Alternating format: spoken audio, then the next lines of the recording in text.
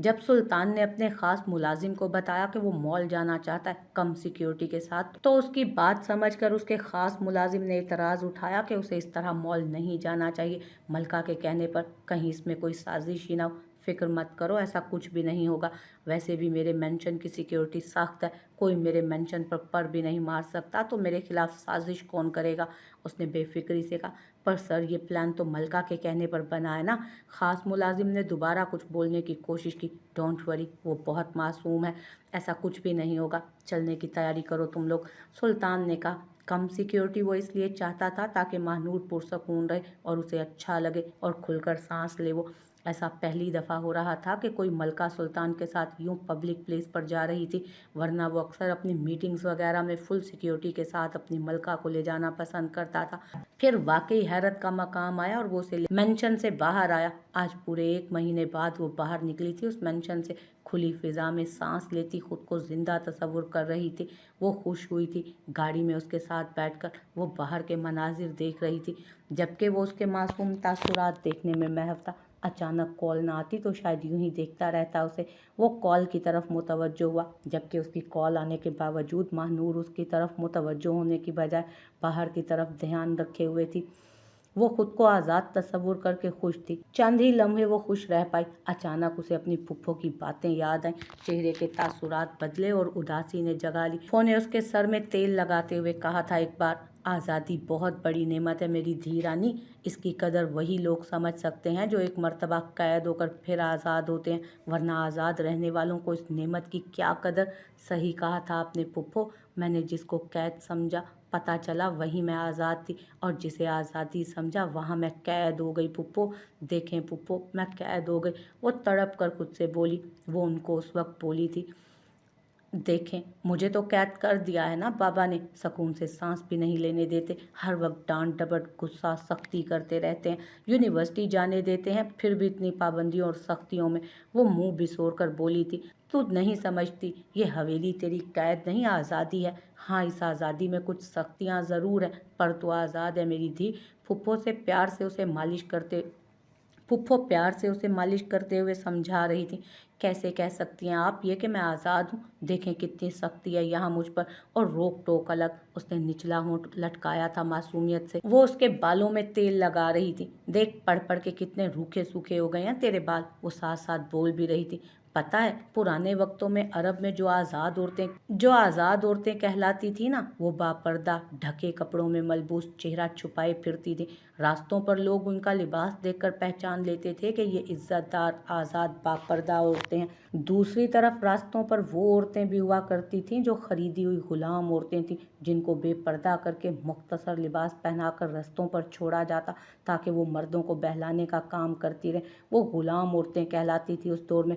वो लापरवाही से अक्सर सुनती थी ये बातें, पर उसके लाशऊर से उभर कर अब याद आ रही थी उसे सारी बातें।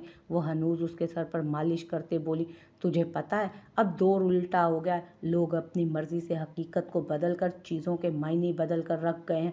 अब जो औरत मुख्तसर लिबास पहने वो आज़ाद और मॉडर्न कहलाती है, जबकि ये गलत है, क्योंकि औरतें भी आज़ाद नहीं, गुलाम है, गुलाम।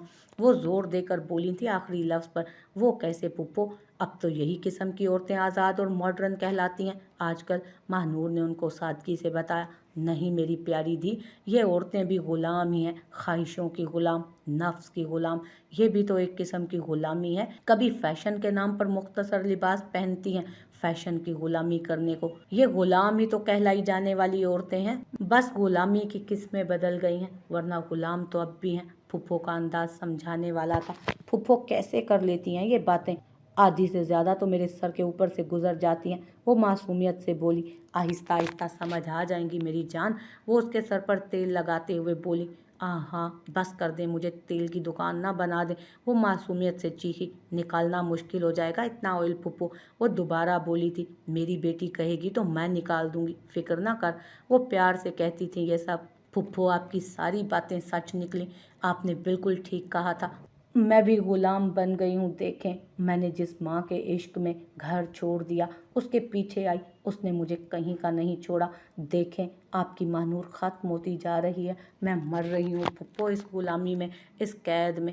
वो सिसकी थी उस लम्हे। क्या हुआ एंजल? सुल्तान ने आपके रास्ते से नज़रें हटाकर उसे देखा, जो शीशे से बाहर तकते हुए जाने कितने पीछे तक का सफ़र कराई थी। कुछ नहीं, वो नफ़ी में सर हिलाती बोली। शायद आँख में कुछ चला गया था। वो उसका रुख अपनी जानिब कर गया। गुलाबी होंठ कपकपा रहे थे और आंखों का गुलाबीपन वाज़ेह था। वो जो उसे हंसता मुस्कुराता देखने का ख्वाहिशमंद था। ये दर्द भरी कैफियत जिसे छुपाने की कोशिश में वो हल्का थी, बिल्कुल वाज़ेह देखी जा सकती थी। चेहरा ज़ब्त से लाल था। रिलैक्स, क्या सोचती रहती हो? मेरा बहुत बड़ा नुकसान होने के बावजूद देखो, मैं तुम्हारी खुशी के लिए बाहर आया हूँ। सुल्तान की बात पर वो चौंकी। क्या वाकई कोई उसकी खुशी के लिए अपना नुकसान होने के बावजूद सिर्फ उसके बारे में सोचेगा? वो हैरानगी से उसे देखती रही। एंजल, तुम मुझसे पूछोगी नहीं कि मेरा कौन सा नुकसान हुआ? सुल्तान ने कहा, जिस पर वो नफ़ी में सर हिलाने लगी और बोली, शायद नहीं। पर क्यों? तुम्हें पूछना चाहिए। सुल्तान ने हैरत से कहा, मुझे डर लगता है मेरे पूछने पर आपका मूड खराब हो जाएगा और आप मुझे वापस मेंशन लेकर चले गए तो। वो मासूमियत से बोल उसे हैरान कर गई। वाकई उसके चेहरे पर एक छोटे बच्चे की सी मासूमियत थी। उस लम्हे जिसको खौफ था कि उसकी पसंदीदा चीज़ न छीन ली जाए उससे। So cute. ओके, नहीं बताता। वो उसके गाल पर प्यार से हाथ रखकर बोला तो वो सर झुका गई। क्या हुआ नीनू, स्कूल अच्छा नहीं लगा? सुमन ने नीनू के बालों में उंगलियां चलाते हुए पूछा, क्योंकि कल से वो देख रही थी कि नीनू परेशान है किसी बात को लेकर। सुमन को लगा स्कूल में प्रॉब्लम हो गई है। आनी, आप हमें छोड़कर तो नहीं जाएंगी ना? नीनू की बात पर वो चौंकी कि अब ऐसा क्यों लग रहा था उसे। क्यों? ऐसा क्यों सोचा तुमने? हैरत से उसने पूछा। आप बाबा से लड़े नहीं प्लीज। क्यों? ऐसा क्यों सोचा आपने? उसने हैरत से पूछा। आप बाबा से ना लड़ा करें ना प्लीज। वो मुल्तजी हुई। क्या हुआ है नीनू? क्या मसला है बच्चे? वो अब के उसे गोद में बिठाकर उसका रुख अपनी तरफ करके बोली। इतनी सी बच्ची आंखों में इतनी फिक्र, अजीब बात तो थी। अन्य आप बाबा को प्यार करें जिस तरह हमें करती हैं, वरना बाबा भी हमसे दूर हो जाएंगे और आपको भी हमसे दूर कर देंगे। नीनू ने अपना खौफ बताया। ऐसा कुछ नहीं होगा नीनू, ऐसा नहीं सोचते मेरी जान, सुमन ने प्यार से समझाया। नीनू तानिया से बड़ी थी, इसलिए उसकी फिक्रें भी बड़ी थीं। पर सुमन को शदीद अफसोस हुआ ये सोचकर कि कितनी इनसिक्योरिटीज़ थी बच्चों को अजलान के रवैये को लेकर। कुछ हाथ तो नेहा का भी था, जो बच्चों को बाप के करीब ना कर सकी। प्लीज़ आनी, हमें बाबा का प्यार अच्छा लगता है जो मुश्किल से हमें मिला है। नीनू ने अपनी फिक्र बताई। ओके ओके, डोंट वरी, ऐसा कुछ नहीं होगा। आनी है ना, ऐसा कुछ नहीं होने देगी। अच्छा चलो अब मुस्कुराओ। सुमन ने उसे प्यार से समझाना मुनासिब समझा। दिल तो चाह रहा था कि अजलान शाह का गिरेबान एक बार फिर पकड़कर सवाल करे, चलो नेहा के साथ तो जो किया सो किया, पर बच्चों का क्या कसूर था? वो तो तुम्हारा खून है, उनके साथ ऐसा जुल्म क्यों? इन बच्चों के हिस्से में इतनी महरूमियाँ क्यों आए? ये सवाल करने का उसका दिल मचल रहा था। कुछ भी था, बच्चों को रिलैक्स रखना उसकी फर्स्ट प्रायोरिटी थी। और नीनू उसके कहने पर मुस्कुराई और गले लगी तो सुमन के अंदर सुकून उतरा था। Well done Azlan Shah, DIG साहब ने कहा, जबकि उस वक्त वो अपने सीनियर्स के सामने खड़ा था। उसके दिए गए लिंक से ही ये सब मुमकिन हुआ था। मैंने आपसे कहा था यूनिवर्सिटी की लड़कियों से मिलने दें और देखें, इतनी ड्रग्स पकड़ी हमने यूनिवर्सिटी से। अजलान शाह ने अपना कारनामा दोहराया। वाकई तुमने मुझे हैरान कर दिया। क्या प्लान था तुम्हारा? वो सराहे बगैर ना रह सके। एक और सीनियर उसे सराहे बगैर ना रह सका। सर, मैंने आपसे कहा था ना, कुछ यंग ईमानदार पुलिस वालों को एतमाद में लेकर यूनिवर्सिटी भेजें और देखें 3 महीनों की कोशिश का नतीजा। यूनिवर्सिटी के लड़के और लड़कियों का गैंग किस तरह आम कर रहे हैं नशे को। अजलान शाह ने कहा, proud of you Azlan Khan, इस साल मेडल तुम्हें ही मिलेगा। डीआईजी साहब ने कहा तो सबकी नज़रों में सताइश थी उसके लिए। नो सर, अभी रहने दे, क्योंकि असल सोर्स को ना पकड़ा गया तो फ़ायदा क्या? सर, ये जीत नहीं हमारी, असल जीत तब होगी जब असल बंदे के गिरेबान में हाथ डालेंगे हम। क्योंकि सोर्स ना पकड़ा गया तो यूं ही बस ड्रग्स छोटे पैमाने पर पकड़कर खुश होते रहेंगे हम। हमारा काम इस रैकेट को ख़त्म करना है, खासकर वो लोग जो ऊपर ऊंचे मकाम पर बैठकर हमारी जड़ों को खोखला कर रहे हैं, हमारी आने वाली नस्लों को ख़त्म कर रहे हैं इस नशे की लत में लगाकर। अजलान शाह ने अपना अगला टारगेट बताया। ठीक कहते हो अजलान शाह, डीआईजी साहब बोले। तो असल कल्प्रिट कौन है? कौन है तुम्हारा अगला टारगेट? क्या प्लान है आगे? एक ऑफिसर ने पूछा सरसरी से लहजे में उसकी आगे की प्लानिंग के बारे में। और अजलान शाह ने काफ़ी पुरसकून होकर उसकी बात घुमाई और बोला, अभी वक्त नहीं है, वक्त आने पर बताऊंगा, अभी इजाज़त दें sir. You can leave now, DIG साहब ने कहा और उसे फ़ख्र से देखते हुए बोले। डीआईजी साहब ने उसे फ़ख्र से देखते हुए इजाज़त दी। उस वक्त उनको वजदान मलिक याद आया, जिसने काफ़ी बखेड़ा खड़ा किया था कि वो अजलान शाह पर केस करना चाहता है, करने दिया जाए। पर डीआईजी साहब ने किसी तरह उसे रोक दिया था और आज उनको फ़ख्र था अपने उस फैसले पर। अगर उस वक्त वो अजलान शाह पर एक्शन लेते तो डिपार्टमेंट को इतना फ़ायदा कभी ना होता। अभी मॉल में उन्हें शॉपिंग करते हुए 1 घंटा गुजरा था, जिसमें सुल्तान ही शॉपिंग कर और उसे करवा रहा था, जबकि महानूर तो नौ मौलूद बच्चे की तरह खुश हो रही थी कि वो आम लोगों के बीच चल रही है, सांस ले रही है। कितना पुरसकून एहसास था ये। वो तो इसी मज़े और धुन में चल रही थी। वो खुद में मगन चले जा रही थी, सबको देखे जा रही थी, जबकि सुल्तान उसके कंधे पर बाजू जमाए चल रहा था कि कहीं उसकी ये मासूम एंजल छूट ना जाए इस भीड़ में उससे। वो रिस्क नहीं ले सकता था, पर आज महानूर को उसकी परवाह ही कहाँ थी। अचानक महानूर चौंकी जब उनके आसपास अजीब धुआं फैलने लगा। घबरा तो सुल्तान भी गया, ये कैसे और क्यों हुआ, और ख़ासकर किसकी हिम्मत हुई। इतना शदीद धुआं के खांस खांस कर बुरा हाल हो गया था उसके गार्ड्स का, सुल्तान और महानूर का। इससे पहले कि वो कुछ करते, किसी ने महानूर का बाजू दबोचा। सुल्तान, जिसकी गिरफ्त मजबूत थी, उसके कंधे पर वार करके महानूर को आज़ाद कर गया। महानूर देखती रह गई। जिसने उसे पकड़ा वो मुकम्मल उसे गिरफ्त में ले गया। भारी सर और धुंधलाती नज़रों के साथ वो उससे आ लगी। वो उससे दूर होना चाह रही थी, क्योंकि एक और अजाब से दो चार नहीं होना चाहती थी। इसलिए उसके सीने पर हाथ मारा, दूर होने के लिए, जिससे उसके सीने पर बना वो निशान वाज़े हुआ जो वो पहचानती थी। वो हैरत से बोली, तुम? वो जल्दी से बोला और महानूर उसकी बाहों में बेहोश हो गई थी उस लम्हे। कितने लम्हे वो उसका चेहरा देखता रहा, उसका बेहोश होता वजूद बिस्तर पर डालकर कंबल उस पर डाला और खुद खिड़की के पास आ खड़ा हुआ। डूबते सूरज को तकता कितना कुछ सोचने लगा था। महानूर, तुम मुझे नहीं पहचानती, पर मुझे तो आज भी याद हो वो मासूम दिल मोह लेने वाला अंदाज, भूल ही नहीं सकता मैं। तुम जो हमेशा यूनिवर्सिटी में तेल लगाकर कसकर चुटिया बांध कर आती थी, सर पर दुपट्टा जमाए चलती थी, सीने पर हमेशा दुपट्टा फैला रहता, किसी मर्द को देखकर बौखला जाती थी, सब याद है मुझे। वो अपने सीने पर हाथ रखता उसे मसल रहा था, क्योंकि शिद्दत से दर्द जागा था वहाँ उसे यूं बेहाल देखकर। काश मैं बता सकता कि तुम्हारी सादगी ने मुझे कितना अपील किया था। मैं तो मिशन पर था, पर तुम बेनियाज सी अपने ख्यालों में चलती हमेशा सबसे मुनफरिद लगा करती थी मुझे, और ध्यान भटका देती थी मेरा मेरे काम से। यकीन नहीं आता कभी यूं भी आ मिलोगी, वो भी यहाँ उस शोबिस में, फिर सुल्तान की सल्तनत में जा बसी। जानता था वहाँ तुम तकलीफ़ में होगी, क्योंकि मैंने तुम्हें अजियत में वो रात काटते देखा था जब तुम सुल्तान की मंजूर नज़र बनी थी। उस रात तुम पर शदीद पहरे थे, वरना मैंने अपनी तरफ से पूरी कोशिश की थी कि तुम्हें बचा लूँ। तुम हमेशा मेरे मिशन से भटकाती आई हो मुझे, पहले यूनिवर्सिटी में, फिर राहील डायरेक्टर के साथ काम करते हुए। मैं यही सोच कर आया था कि रेशमा खान हीरोइन होगी मेरे ओपोजिट, पर तुम्हें देखकर शॉक रह गया।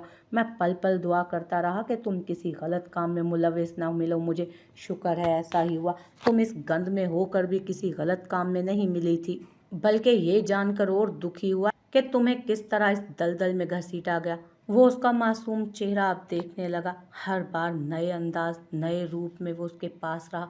कभी यूनिवर्सिटी में अरमान मलिक और फिल्म इंडस्ट्री की दुनिया में फादेन बट असल उसकी पहचान क्या थी महानूर उससे बेखबर थी। वो जानता था वो उसे फरदीन बट समझी है, बेहोश होने से पहले, क्योंकि फिल्म की शूटिंग के दौरान वो उसके सीने पर बना निशान देख चुकी थी, जिससे उसने उसको पहचाना था। वो मोबाइल पर मसरूफ़ किसी से राब्ते के चक्कर में था, पर सिग्नल्स का मसला आ रहा था मुसलसल। आहिस्ता आहिस्ता वो आंखें खोलने लगी तो वो मोबाइल रखता उसकी तरफ बढ़ा।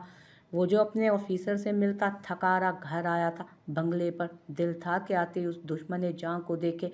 उन दिनों शदीद मसरूफ़ था, वरना कोशिश ज़रूर करना चाहता था सुमन से बात करके उसे समझाने की, शायद उसका दिल नरम पड़ जाए।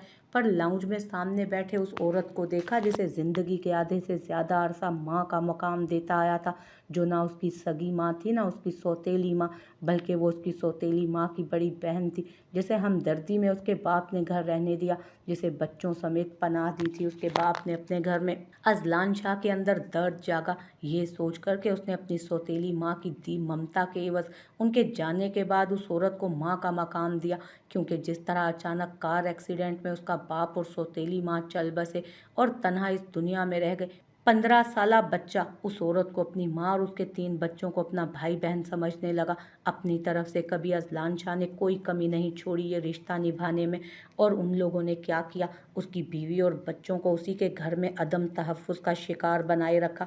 घर से बाहर इतना अक्लमंद पुलिस ऑफिसर कहलाने वाला घर पर अपनों के हाथों बेवकूफ़ बनता रहा। उससे बड़ा दुख भी भला कोई दुख हो सकता था जो उस शख्स ने खुद पर सहा था। वो तन्हा हो गया था बिल्कुल। ये सब होने के बाद कोई अपना नहीं रहा था। जाने क्यों उसे ऐसा लग रहा था कल नेहा के जाने के बाद जिंदगी तंग सी होने लगी है, वरना इतने सदमे एक साथ तो ना देखे थे कभी। उस दिन जब सुमन सामान पैक करने गई तो वो सर थाम कर बैठ गया। पुलिस रजा को पकड़ कर ले जा चुकी थी। कुछ सोचकर वो माँ के कमरे में आया जहाँ निदा और वो दोनों गई थी। प्लीज़ अम्मी कुछ करें, रियाज तो मुझे मार डालेंगे, उनके भाई की हालत की जिम्मेदार मैं हूँ। वो फिक्रमंदी से बोल रही थी, उसके हर अंदाज से परेशानी वाज़े झलक रही थी। तुम्हारी पढ़ाई हुई सारी पटियों का अंजाम है ये। काश मैं ना सुनती, तुम्हारी बकवास सुन ली थी ना तो मानती ना तुम सुमन को अजलान की नज़रों से गिराने के लिए ये सब करती, और ना हमारे माजी की गलतियाँ यूं सामने आती जो उसके मैके वाले समझते थे कि अजलान हाथ उठाता था नेहा पर। उन्हें क्या पता ये सारी तुम्हारी कारिस्तानी हुआ करती थी। फजूल में मुझे भी इस सब में शामिल कर गई तुम। निदा की माँ उसे कोसती क्या कुछ ना इतराफ़ कर गई। अजलान शाह के दिल को घायल कर गई थी।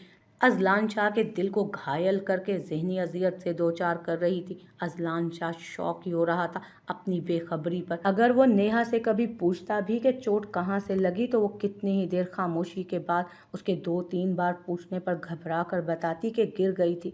वो गुस्से से कहता, अंधी थी, देखकर नहीं चल सकती थी क्या, जाओ जाकर सो जाओ।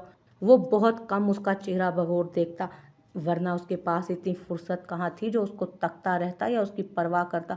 वो तो बस खुद के सूज़ो ज़ियान में मसरूफ़ रहता था। वो तो बस खुद के सूदो ज़ियान में मसरूफ़ रहता या फिर अपनी ड्यूटी में। ये सब कैसे हो गया अम्मी? मुझे लगा नेहा भाभी की मौत के साथ सब खत्म हो गया। रियाज की गई हरकत ना बताई नेहा भाभी, इस डर से मैंने उसे चुप करवाने के लिए ये सब किया। निदा के एक और एतराफ़ ने अजलान को ज़हनी अजियत से दो चार किया। सुमन भाभी को कैसे पता चला, जबकि हमने कब जाने दिया नेहा भाभी को माँ के कैसे हो गया ये सब? वो दोबारा बोली थी अपना माथा मसलते, ये बातें छोड़ो, तुम अपने शोहर की खैर मनाओ निदा। अब तुम्हारा भाई छोड़ेगा नहीं उस बात को जो रियाज ने निदा के साथ किया था। उसकी माँ ने अपना एक और खदशा जाहिर किया, बस कर दें आप दोनों, खुदा का वास्ता है, और कितनी हकीकतें बताना रह गई हैं। एक ही दफ़ा इस सीने में खंजर घोंप दे। रोज़ रोज़ नई अजियत मेरी बर्दाश्त से बाहर हो गई है। खुदारा आज ही सब राज आश्कार कर दे। वो तड़प कल बोला था उस लम्हे। दोनों बेसाख्ता चौंकी और घबरा गई थी उस लम्हे। भाई मुझे माफ़ कर दें, सुमन भाभी पाक साफ हैं, नेहा भाभी भी मासूम थी, मुझे माफ़ कर दें। निदा हाथ जोड़कर बोली। निदा को घूर कर देखा और फिर इग्नोर करता उस औरत के सामने दो जानू बैठा जिसे माँ कहा नहीं बल्कि दिल से माना भी था उसने। हाँ, वो उनके कदमों में बैठा, उनके हाथ थाम कर पूछ बैठा, एक बात सच सच बताएं, आपने मेरी बीवी के साथ जुल्म किया, वो गैर थी, फिर बच्चे तो मेरे अपना खून थे ना, आपने मेरे बच्चों के साथ भी ज्यादती की, आखिर क्यों? मुझे करीब तक नहीं होने दिया मेरे बच्चों के, आखिर क्यों? बताएं मुझे, ऐसा क्यों किया आपने मेरे साथ? उस लम्हे बेइंतहा दर्द लिए पूछ रहा था वो। नमी तो उनकी आंखों में भी आई, क्योंकि बहुत मुश्किल और तकलीफ दे था उस बेटे की नज़र में गिरना जिसने उन्हें सगी औलाद से भी बढ़कर इज्जत और मान दिया था।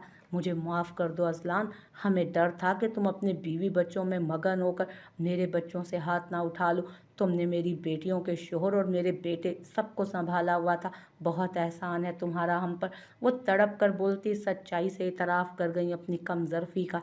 एक भी एहसान अगर याद होता ना आपको तो ये सब ना करती मेरी बीवी और मासूम बच्चों के साथ। वो सच कहने को लफ्ज़ ढूंढती रह जाती, मैं उसे झिड़क दिया करता, क्योंकि आप लोगों की लगाई आग मेरे अंदर जो सुलगती रहती थी, सब देखने के बावजूद, सुनने के बावजूद समझने से कासिर था मैं। वो शर्मिंदा होकर सर झुका गई। वो तासुब से देखता जाने लगा, तो वो उस लम्हे उसका हाथ पकड़ गई। हमें माफ़ कर दो, आइंदा ऐसा नहीं होगा। मैं और निदा माफ़ी मांग लेंगे सुमन से, बस तुम हमें माफ़ कर दो। मैं बच्चों को बिल्कुल दादी वाला प्यार दूंगी। वो अब कह रही थी, जब सब अपने हाथों से तबाह कर चुकी थी उस वक्त अब क्या फ़ायदा, बस कर दें। जानता हूँ सब, इतना तो समझता हूँ कि जिस खौफ के ज़ेरे असर आप ये कह रही हैं कि ये छत ना छीनी जाए, उसका खौफ निकाल दें अपने दिल से। सिर्फ उस माँ के लिए जिसने माँ ना होते हुए भी असल माँ की मोहब्बत दी, उसकी खातिर इतना तो कर ही सकता हूँ कि आप इस घर में रहें अपनी आखिरी सांस तक। दो मुलाजिम होंगे आपके पास, खर्चा देता रहूँगा, किसी की मोहताज नहीं रहेंगी आप। पर आपका बेटा और बेटियां अब मेरे ज़िम्मे नहीं, आज के बाद उनके हवाले से मुझसे कोई उम्मीद मत रखिएगा। वो सख्त और दो टोक लहजे में बोला, अटल लहजे में फैसला करते हुए।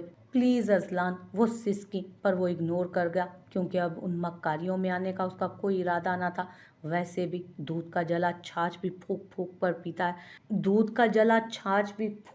कर पीता है। फिर उसने तो अपनी आंखों से सब कुछ देख लिया था और सुना भी था। दोबारा भरोसा करके अपने आप को, अपने बच्चों की ज़िंदगी को तबाह नहीं करना चाहता था।